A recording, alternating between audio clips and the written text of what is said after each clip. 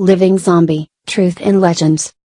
Today, zombie life is no longer something alien to everyone. The stories of them appear everywhere, on television, movies, books. But is the living zombie real in the real world still a controversial mystery? The zombie life began to be known more than a few decades ago, especially thanks to George Romero's 1968 classic Night of the Dead. Blake Smith, a zombie live fan and co-creator of the Monster Talk Monster co-host, said, even though people think Night of the Living Dead is about live zombies, the director Romero never called them that way. He wants to call his characters vampires. Although many people consider living zombies to be just imaginary and entertaining products of contemporary culture, but others believe they are real. Haitian culture, like many other cultures in Africa, is immersed in the belief in magic and witchcraft. The belief in the existence of living zombies has been linked to voodoo religion and has spread widely throughout Haiti for decades. However, unlike the wicked zombies in today's Hollywood movies, primitive zombies in Haiti are not the devil but the victim. They are the corpses of the spell that are recaptured and controlled for specific purposes, usually labor. Historically, the living zombie fear was used as a means of social and political control in Haiti.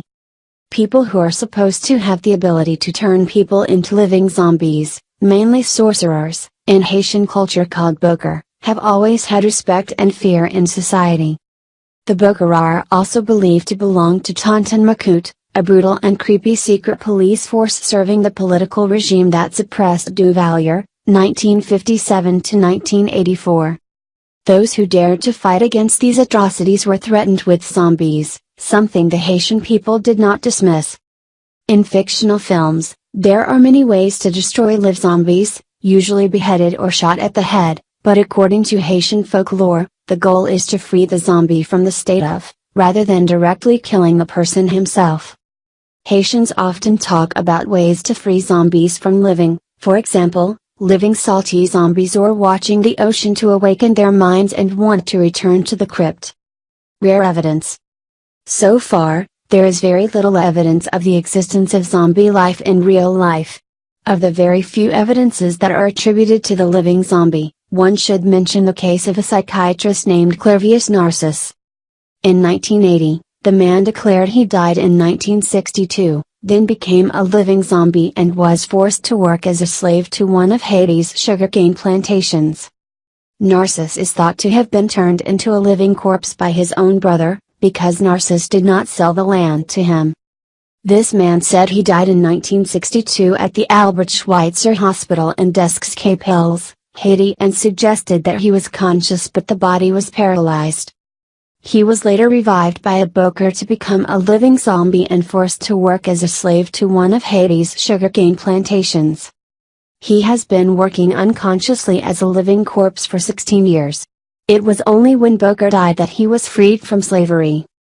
Then Narcisse slowly returned to his village. At first, people do not believe and ask him about childhood memories that only relatives know. Eventually Narcisse's family recognized him as a revived zombie. The case was extremely difficult to interpret scientifically, as the doctors examined Narcisse's corpse at the time of his death and officially declared that he had died. Narcisse, however, did not give evidence of his claims and could not point the investigators to the place where he claimed to have worked hard for nearly 20 years. Another case was discovered by an anthropologist and researcher on American folklore, Zora Neale Hurston, in 1973 about a woman named Felicia Felix Mentor.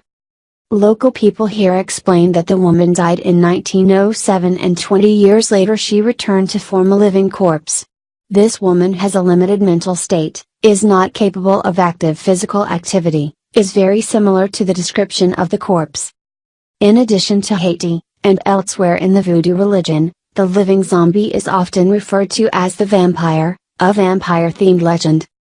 However, this belief changed in the 1980s when Wade Davis, an expert in the field of ethnobotany at Harvard University, claimed to have discovered a living zombie danger while working in the field in Haiti. The primary active ingredient is identified as a neurotoxic agent, which can be used to poison, pushing the victim into a zombie-like state. Mr. Davis has written many books on the topic, about the involvement of voodoo magic, including the hit book The Serpent and the Rainbow, which later was adapted into a horror film directed by Wes Craven. However, many scientists are skeptical of Davis's findings and claim that they have been exaggerated. According to them, the amount of neurotoxic substance found in Davis's strange powder samples is not homogeneous and not high enough to cause live zombie effects.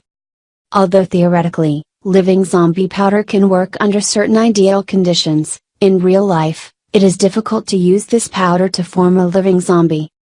Using too little toxins can only cause temporary effects, while excessive use can easily kill the victim. In addition to the pharmacological suspicions, there are other reasons to doubt the claim that human beings have been transformed into living zombies of hard labor over the decades. For example, the process of turning people into living zombies, assuming they do not kill them, would have consequences such as brain damage, slow and non-cooperation, or otherwise the ideal move. Moreover, the economics of turning people into zombies are not worth living. Haiti is the poorest country in the Western Hemisphere, with no shortage of cheap labor for farming and plantations. In a country where the average annual income is less than $2,000, there are countless survivors ready to work, with virtually no warranties. Living laborers who do not require remuneration, if any, will still need to be fed, clothed and housed, which is nearly as expensive as living labor. So, who would care to turn a living zombie into a living when it takes time, effort to kidnap someone, fake their death, use poison to revive them and make them into slaves? Is it? There are some easier ways to make someone suffer from brain damage. And even with the effective use of living zombie powder, there is no guarantee that the victim will become obedient or submissive because they may simply fall into the vegetative state. And of course, in fact, people have never discovered any farm or sugar cane plantation that has live zombies working in the fields. Thus, even if the living zombies have film and television sweeps, the existence of zombie live in real life is just anecdotal evidence.